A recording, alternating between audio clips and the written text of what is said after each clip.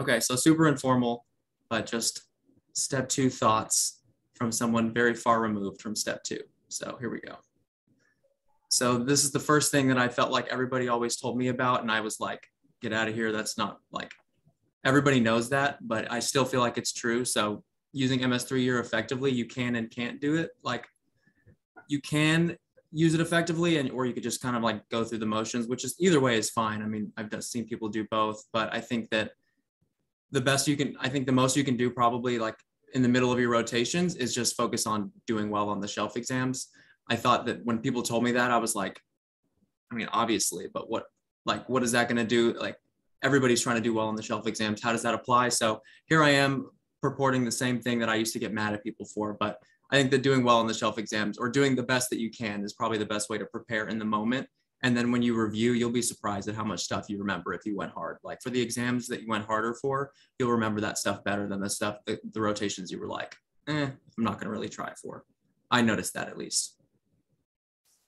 So here are the resources I use, and I'm just one person. So if you have some stuff you want to use or don't want to use out of these, feel free. It's just my own opinion. So, and I'll go through sort of the pros and cons. So UWorld pros, it's like the best resource. Everybody knows about it.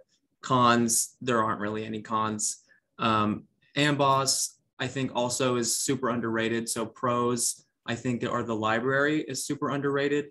The cons are it's extra money. The questions are kind of harder and sort of weirder sometimes, and it can sometimes be a little misleading to sort of read through their information because it's just like word vomit overload in terms of like reading the library. You could just scroll forever. But I thought it was pretty helpful. I think my class got a class discount, and your class may or may not have done that. But if you've already paid for it, I think it's worth it. And if not, it may or may not be worth it to do a short subscription. I use Divine as like my only content review. People ask like what I did content review wise. I pretty much solely used his stuff. And that's just because it was really tailored to these exams. Like he has done them a million times. And it was the most comprehensive resource that didn't sort of belabor points that I felt like weren't relevant at the time. So I know some people use other things. I know there's other resources now like Boards and Beyond release step 2 stuff. And there's a few others that you may or may not want to use, but I personally really liked it. It was the way he thought was like kind of exploring how to think through a question or a sort of a management situation is I feel like exactly how you want to gear your brain when like actually taking the test. So take that for what it is. I was an Anki person. It helped me stay on track. Otherwise I would get really lazy about spacing things out. So I did a very small subset of probably the bigger decks that people do. So I kept it to like a handful of cards per day. So I wasn't just like bogged down doing a million cards. And then the NVMe self-assessments, which we'll talk about in a little bit, as far as like testing where I was at. So just like briefly touching on the strategy. So like I said about third year, I tried to use the end as a pre-dedicated, which was harder for everybody's shell is different. So I had surgery last. So you can imagine that would be a little bit harder than if you had like psych or a vacation, like week, 2 weeks would be a lot easier, but I still managed to do it on surgery, like using it sort of the first 2 weeks of surgery. At the end of my third year, I basically focused on just learning surgery. And then I transitioned into doing like basically changing my UWorlds to like random, which at the time felt like I was going to screw myself on surgery. But as I like sort of peaked at the first 2 weeks and started spacing things out, I started to learn surgery, although slower, and I learned everything else at the same time too. So I felt like that worked. And if you're on anything other than like surgery or IM, you might actually have even more free time where that's more reasonable. And so I think probably people do 50-50 of, actually it's probably like 80-20 of the 4 to 6 week approach, which is like the take it before August so you can start a sub-I in August. And then there's the 2 week approach, which is take it so you can do a sub-I in July. And I think either way works depending on your anxiety level or like what your goal is. I think in my class, we probably had only 4 or 5 people do the shorter approach. Most people did the like at least a month. So again, it's up to you. We can talk about what your goals are and why you would want to do either in a second. And then I had people from above the classes when I was in third year, like sort of preached doing like excessive amounts of blocks per day, like to the point where I was like, I don't know how there's that many hours in the day that you're doing that many blocks. So I strongly advocate for less blocks than that. I heard people saying like 4, 5, 6 blocks every day. And I just felt like that was unrealistic. So I thought 2 worked really well for me, and I got through plenty of questions in time. And this is like during dedicated, obviously, right? Nobody can pull this off during 3rd year. That would be insane. So this is like when you have a totally free day, I still shot for 2 at most. And then as far as content, I just limited the number of content resources, you know, like people in 3rd year typically don't read first aid that very much. They don't like do a bunch of like the video lectures and sketchy like we did 1st and 2nd year, just because there's not a lot of time. So you're running out of hours in the day when you come home to do things. So I think focusing on questions, but then adding in content, like that's why I used Divine, is because it was short. I could speed it up and I could just listen to it while I was working out or driving or something. It didn't feel like I had to be tied down to my screen at home and be watching it. And I could sort of pause it and think through like what he was talking about as I did it. So that's why I chose that as content. But again, I would just not do a ton of different content resources. Self-assessments, people always ask about these. The UWorlds are obviously still really good. The NBMEs are better now. They were terrible when I took it, but they just updated them last year. So there's like a handful, and I think they're probably going to be a lot better, probably a little bit harder too. So I would do as many of those as you can fit them in, but I wouldn't be too worried if you can't do all of them. And then the free 120, I think is probably not underrated at this point, but I think it's super helpful. I did it for step 2. I didn't do it for step 1. So always recommend that. So last thing here, tips and hacks. So the CMS forms, I don't know if y'all have been doing the little NBMEs for each subject, but those are surprisingly high yield. I think some people have reported that there's also some repeats, that some questions from your surgery shelf practice exams or whatever, your internal medicine ones, can show up sometimes again on the real thing. So I didn't buy any more. I just maybe looked at the ones that I already had because I had paid for them, but I didn't buy any more to study for STEP because I was tired of spending money. An underrated topic is quality and safety, which I think a lot of is what we do in Student Academy, but that stuff is like everywhere. Like quality and safety and health improvement and public health and stuff is like everywhere. And the questions are so new that I think people find it hard. And so it's kind of like, if the test is new and there's a new concept and you learn it faster than everybody, your score will kind of inflate just based on the fact that everybody struggles with it. And then I would do so your weakest subjects, if there's something that you just did really bad on a shelf or just like really struggled with the subject, I would review that again right before you take it, so that at least, if nothing else, it's fresh in your head. I felt like I did that with a few things that felt weak to me, and it helped me. And then the high yield Amboss cards are listed here. So that goes back to what I said earlier. There's a handful of topics that people don't study enough. And so because of that, if you do study it at all, you tend to do better, just because of the nature of it being sort of a anomalous thing that nobody really looks at. And then the last point is do the free 120. Even if you get it right on the free 120 and you're like, oh, I would have got it right anyways, like you're going to feel so much better when you see a question that you were like, oh, I know that. Like I literally can quote the answer without even looking at the answer choices because you've seen it like 2 days ago. So I would do that within a week of your test. But yeah, so that is it.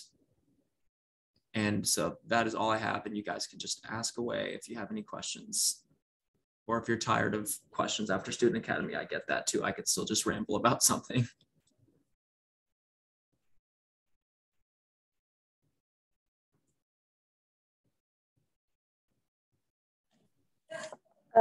Yeah, sorry. I just have a question regarding your experience taking step 2 and whether or not you felt it was very similar to UWorld. I felt like, I don't know, I felt like when I took step 1, I was kind of told, oh, it's kind of more similar to NBMEs, but the UWorld really helps you prepare. And then when I took step 1, I felt like it actually wasn't similar to either of them. So I was just curious what your experience was. Yeah, I mean, I honestly felt similarly. It wasn't that it was similar enough that I felt like, it was more that I was comfortable with the content is why it didn't feel like a huge shock. But yeah, I agree. The wording of like STEP exams is somehow different from UWorld and NBMEs at the same time. It's sort of like, people call it like a blend, but to me, you're right. I think it's just different. So I think the best thing you can do is just sort of prepare with various like sort of different question styles. And then if you know the content well enough, you can usually reason through what they're getting at, even if they ask it in kind of a weird way. But yeah, it's kind of frustrating because even the NBME practice exams sometimes don't feel super representative when they're the people creating the real exam. So yeah, I know how that feels.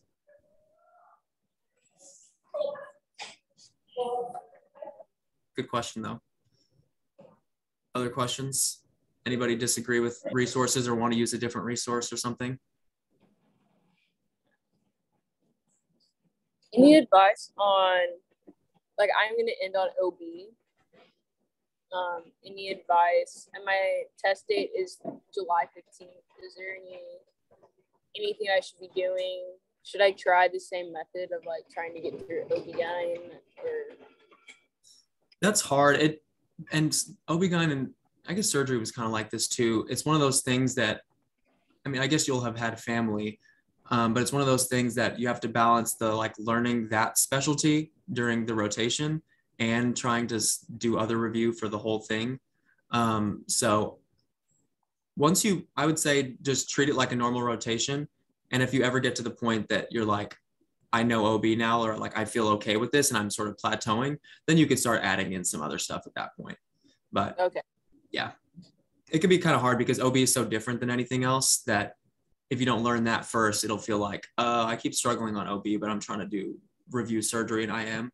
And it may just be easier to just start with OB, get that to the point where you're like, okay, I kind of get this now, and then add in everything else.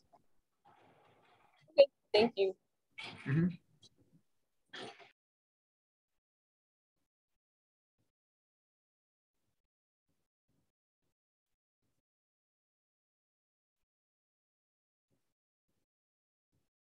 Any other questions you guys have? Talked to some of you individually already, so maybe questioned out. Let me see, what else did I find super helpful? I guess I had a question. Did any of your classmates use boards and beyond, and what were their thoughts on it? I honestly don't know. And I think that's because he only released the step 2 stuff when we were already like right about to take it, or maybe had already taken it. I'm trying to think if I can think of anyone off the top of my head that used it.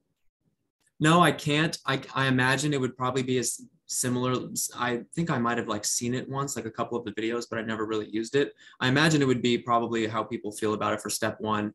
It's like designed to be like pretty comprehensive, but because it is designed to be so comprehensive, the videos can, like in terms of the total length, can add up. And so it really just determines, like, if you have like a 6-week period to study or something, then you might be able to like get the whole thing done. But if you're trying to use a resource to like exhaust it and like basically cover everything that he wants to cover, it may be, I can even look at how long it is, but it may be a lot to cover. You could use it potentially also to cover weak points or just the subjects you want to review specifically. But yeah, sorry, I don't have like specific experience, or I don't even think that I know of many of my classmates used it, just because of the timing of when it was released, the step 2 version.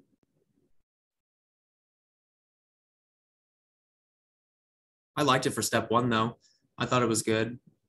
I sort of picked and chose what videos I used for step 1 because it felt like too many, like just a lot of it overlapped with Pathoma or whatever other resource you're using. So, but if there's something that just isn't covered in other resources, I would definitely consider it if you wanted to drop the money.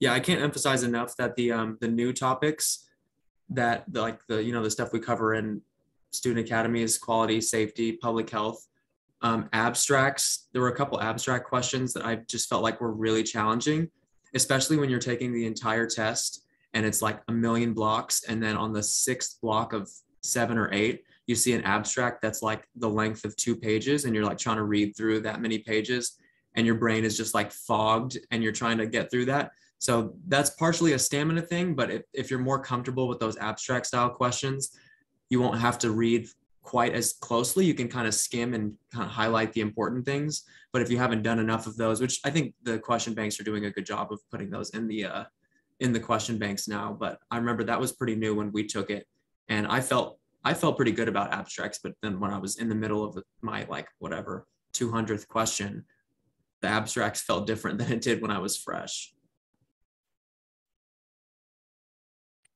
How did you approach your question bank? did you like want to get through all of UWorld and then look at your corrects or your incorrects? Like, what was your kind of your method?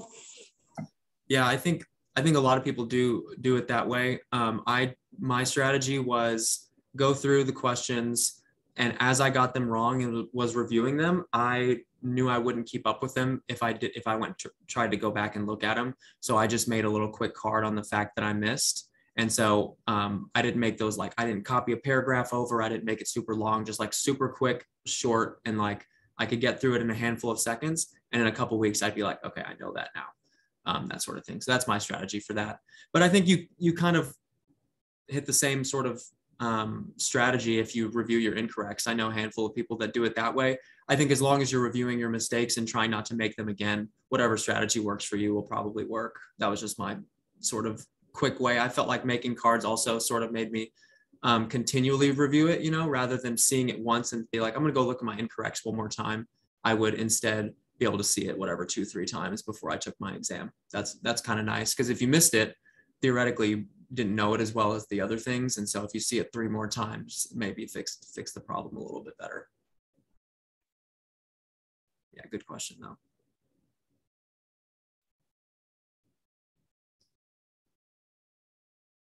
Other questions? Those are all good.